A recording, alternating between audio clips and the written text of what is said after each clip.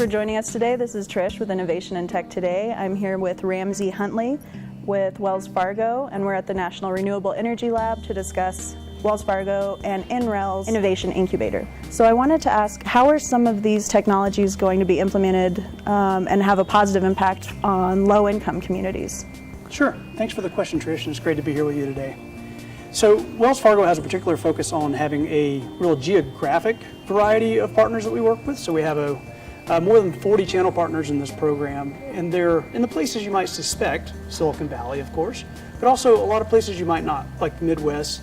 And one of the ones that I'm particularly interested in is a channel partner called Next Energy.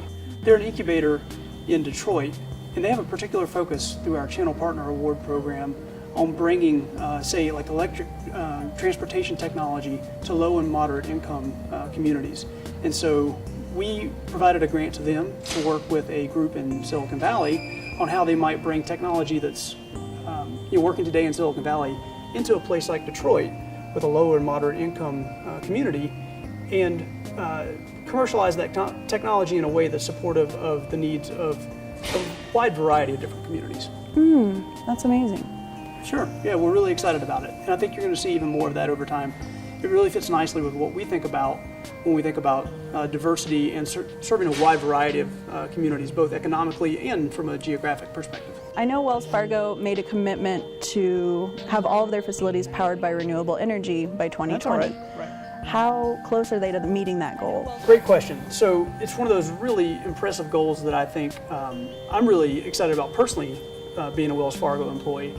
And to answer your question, we met the goal in 2017 by purchasing renewable energy credits. And so that goal was kind of a two-step goal, if you will. So what we did initially was to purchase those renewable energy credits for 100% of the needs of our facilities.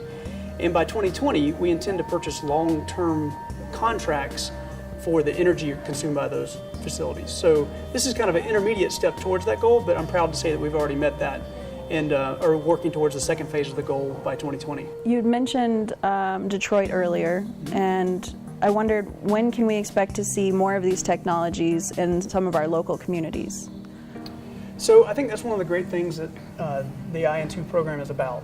As we've been discussing here today at the lab, this lab is really focused on how do you take technology from, say, like a bench in a lab out to a commercialization state. What we believe in so much when it comes to working with the lab is rapidly scaling and commercializing these technologies. And it's one of the reasons we're involved from the perspective of commercializing the technology on a Wells Fargo facility where it makes sense.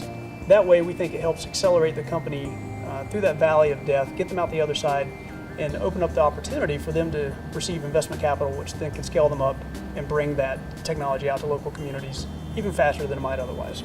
Lastly, I'm interested to know how Wells Fargo's investment, a big business, how does that investment help to create large-scale sustainability solutions? I like that question a lot. Thank you for asking that. So the way that we think about this program is that it is at the intersection of where entrepreneurs are today, where small businesses are today, and where they can be in the future. So when I think about the investment that the Wells Fargo Foundation made in this program, it's really about seeding an ecosystem for clean technology and creating an opportunity for companies to advance very, very rapidly up to a scale where a large commercial bank like Wells Fargo would also be interested in potential investments in them and thinking about how we can provide support to them beyond just a philanthropic perspective. But right now, it's really about how do we seed that ecosystem, help it to grow really across the country, and approach this in a way that helps companies to address very pressing societal level needs. Well, I really appreciate your time, Ramsay. Sure. Thank you so much. And for Innovation in Tech Today, this is Trish.